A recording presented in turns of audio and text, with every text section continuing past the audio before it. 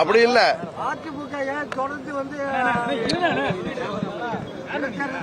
அவர் ஒருத்தர் கேள்வி கேட்டுட்டு இருக்காரு பாருங்க. உங்களை விட சிறப்பா கேட்கிறாரு அவரு. இருங்க இருங்க, அவர் என்ன கேட்கிறாரு, அதிமுக ஏன் புறக்கணிக்குதுன்னா, அவங்களுக்கு ரெட்டையில இருந்தும் தலைவர் புரட்சி தலைவர் கண்டெடுத்த சின்ன இன்னைக்கு திமுகவுக்கு மறைமுகமாக உதவி செய்கின்ற ஒரு கட்சியாக இன்றைக்கு அதிமுக செயல்பட்டு கொண்டிருக்கிறதுனாலதான் அவர்கள் பயத்துல விக்கிரவாண்டியை புறக்கணிச்ச மாதிரி அவங்க புறக்கணிச்சிருக்காங்க. பிரதான எதிர்கட்சிங்கிறாருல, அவர் அங்க முண்டா தட்டி பாட்டிருக்க வேண்டியது தானே. அவர் அதை செய்ய மாட்டார். ஏன்னா இன்றைக்கு திமுகவின் அராஜகத்தை எதிர்க்கணும், அராஜகத்தை மக்களுக்கு புரிய வைக்கணுங்கிறதுக்காக தான் எல்லா கட்சிகளுமே, அது எந்த கட்சியாக இருந்தாலும் இந்த தேர்தலை புறக்கணித்தது.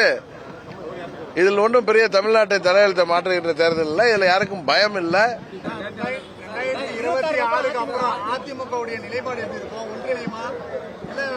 26 தேர்தலுக்கு பிறகு பழனிசாமிங்கிற ஒரு சுயநல மனிதருடைய ஆட்டம் ஓய்ந்துவிடும்.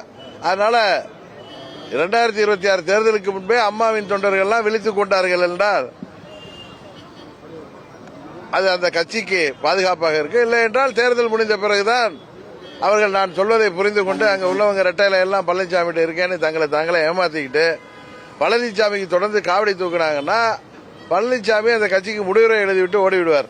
அதற்கு பிறகு அந்த கட்சியை மீட்டெடுப்பதுதான், அந்த கட்சியை மீண்டும் பலப்படுத்த வேண்டிய கட்டாயம் அம்மா மக்கள் முன்னேற்ற கழகத்தின் ஒவ்வொரு தொண்டருக்கும் இருக்கும் என்று நினைக்கிறேன்.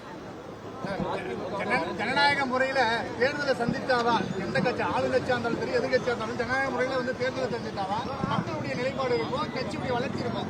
எதுவுமே அவர் பண்ண மாட்டாரு, புறக்கணிக்கிறாரு. எப்படி பாக்குறீங்க? அதை நீங்க அவர்கிட்ட தான் கேட்கணும். ஏன்னா அவர் ஒன்னும் இந்த கட்சியின் தலைவரானதோ முதலமைச்சர் ஆனதோ ஒரு லாட்டரி சீட் அடிக்கிற மாதிரி அவருக்கு யோகம் தான்.